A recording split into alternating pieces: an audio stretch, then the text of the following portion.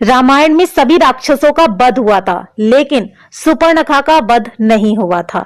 उसकी नाक और कान काटकर उसे छोड़ दिया गया था। वो कपड़े से अपने चेहरे को छुपा कर रहा करती थी। रावण के मर जाने के बाद वो अपने पति के साथ शुक्राचार्य के पास गई और जंगल में उनके आश्रम में रहने लगी। राक्षसों का वंश खत्म ना हो, इसीलिए शुक्राचार्य ने शिव जी की आराधना की। शिव जी ने अपना स्वरूप शिवलिंग शुक्राचार्य को देकर कहा कि जिस दिन कोई वैष्णव इस पर गंगा जल चढ़ा देगा, उस दिन राक्षसों का नाश हो जाएगा। उस आत्मलिंग को शुक्राचार्य ने डर की वजह से वैष्णव मतलब हिंदुओं से दूर रेगिस्तान में स्थापित किया, जो आज अरब में मक्का मदीना में है। सुपर्णखा जो उस समय चेहरा ढककर रहती थी, वो परंपरा उसके बच्चों ने पूरी तरह निभाई। आज भी मुस्लिम औरतें अपना चेहरा ढककर रहती हैं। सुपर्णखा के वंशज आज मुसलमान कहलाते हैं, क्योंकि शुक्राचार्य ने इनको जीवन दान दिया। इसलिए ये शुक्रवार को विशेष महत्व देते हैं। पूरी जानकारी तथ्यों पर आधारित और सत्य है। आगे देखिए दोस्तों, अब जानते हैं कि इस्लाम कैसे पैदा हुआ। असल में दोस्तों, इस्लाम कोई धर्म नहीं है, वो एक मजहबी दिनचर्या है। मजहब का मतलब होता है अपने कबीलों के गिरोह को बढ़ाते चले जाना।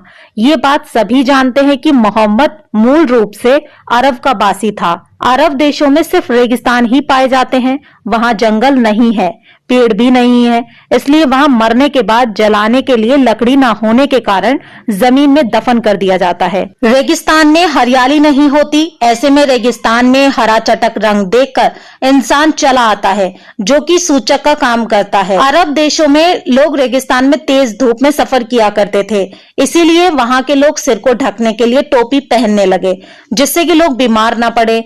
अब रेगिस्तान में खेत तो थे नहीं, ना ही फल थे खाने को, तो वहां अनाज नहीं होता था, इसीलिए वहां के लोग जानवरों को काट कर खा जाते थे और अपनी भूख मिटाने के लिए इसे कुर्बानी का नाम दे दिया गया और एक प्रथा बना दी गई। फिर त्योहार बना दिया गया। रेगिस्तान में पानी की बहुत कमी रहती थी, इसीलिए लिंग यानी मूत्र मार्ग साफ करने में पानी बर्बाद ना हो जाए, इसीलिए वहां के लोग यानी इस मजहब के लोग अपना खतना करने लगे। खतना यानी अपने प्राइवेट पार्ट का अगला हिस्सा काटने लगे। सब लोग एक ही कबीले के खाना बदोश होते थे, इसीलिए आपस में भाई बहन ही निकाह कर लेते थे।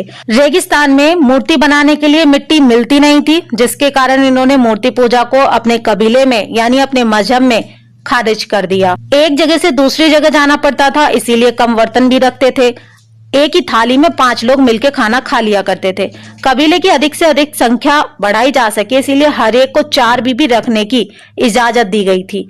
अब समझे, इस्लाम कोई धर्म नहीं, मात्र एक कबीला है जो सिर्फ जनसंख्या बढ़ाने के लिए बनाया गया है। और इसके नियम असल में इनके सिद्धांत नहीं, इनकी दिनचर्या है।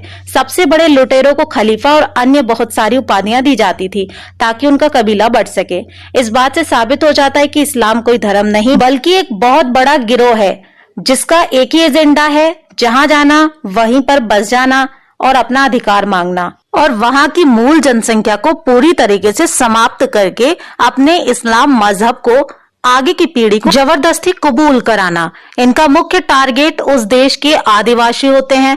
जब तक ये उन आदिवासियों के बीच कम होते हैं, बस तभी तक ये अपनी जनसंख्या बढ़ाते हैं। जब इनकी जनसंख्या उस जगह के मूल निवासियों के 1/3 या बराबर हो जाती है, तब ये धर्म परिवर्तन कराकर रातों रात 2000 से 2 लाख मुस्लिम की योजना पर काम करते हैं। भारत के कुछ गांव, जिले, राज्य इस्लाम की इस योजना में पूरी तरह से शामिल हो भी चुके हैं। तो दोस्तों, ये था इस्लाम के पूर्वजों का इतिहास। इनके पूर्वज कौन थे? इनके पूर्वज ही राक्षस थे। इसीलिए दोस्तों, मुसलमानों से देवताओं और धर्म वाली उम्मीद करना बिल्कुल बेकार है।